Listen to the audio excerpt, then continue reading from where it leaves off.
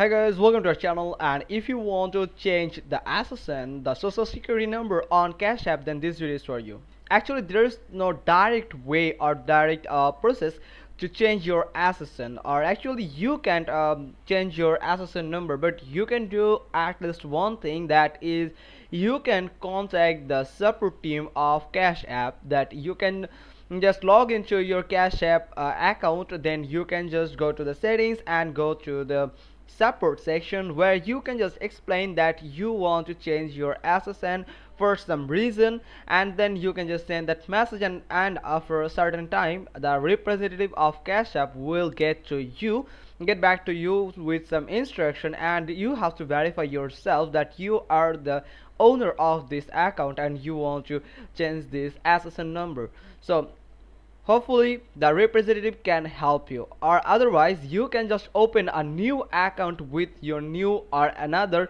SSN number. That's all. Hope you got this. If so, then give us a thumbs up, leave a comment below, and thanks for watching. Till next time.